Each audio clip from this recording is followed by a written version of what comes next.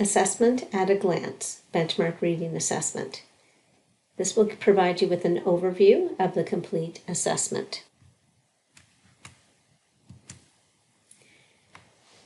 So with Isaac, in the sample, we used a word list number 1 to do his first assessment, where he scored 20 correct words. So that indicated for us to go to the second word list 2 for him, and he scored 18 on that.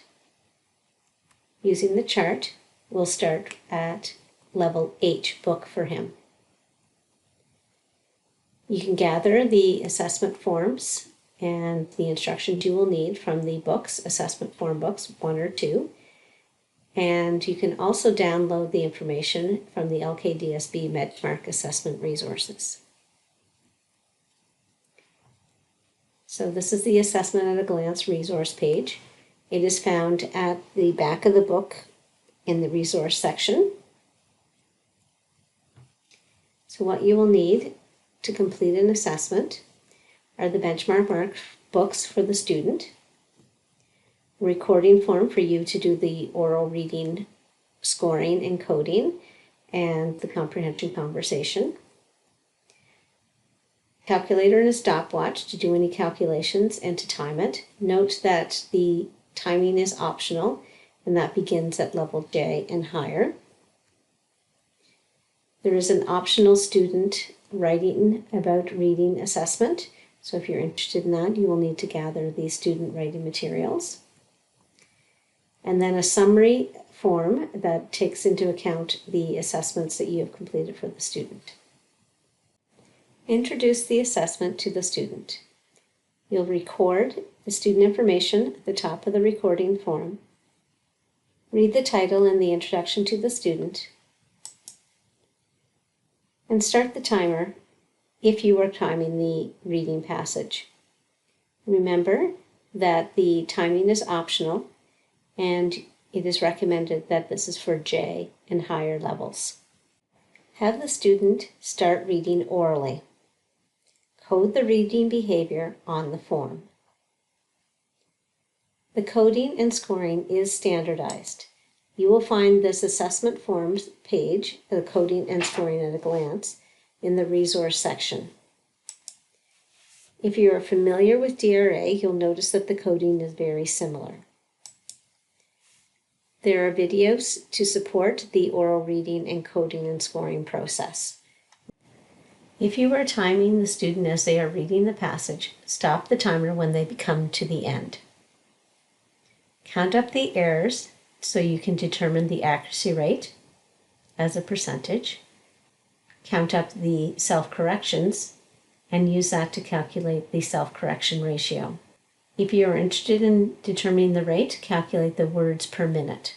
Again, that is an optional part of the assessment. If you determine the child is reading below 90% accuracy level for A through K, or below 95% accuracy levels for L through Z, consider whether or not to continue with the comprehension conversation. If accuracy is very close to the criterion, but below it, and there are repeated errors, the child may have understood enough that the comprehension conversation will provide important information. However, if the accuracy rate is well below the criterion and he had much difficulty, end the assessment. If you determine early in the reading that the child made enough errors to make the text hard, there's no need to have him finish reading the text. Make brief notes about fluency and circle a fluency rating. Begin the comprehension conversation. Have a conversation with the student about the text.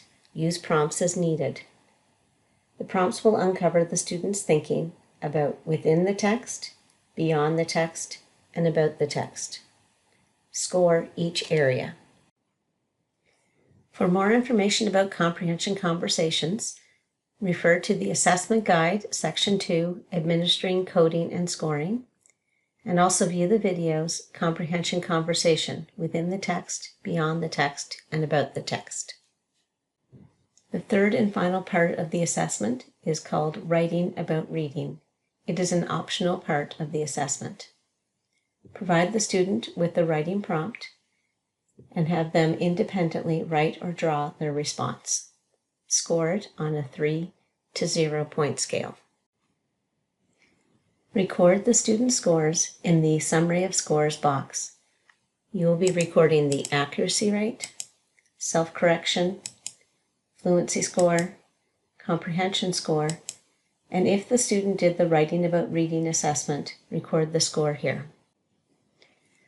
Transfer the student's results to the assessment summary form. You'll record the text information, the accuracy rate, and the comprehension score. Use the key to determine whether the text was independent, instructional, or hard for the student, and record that in the table.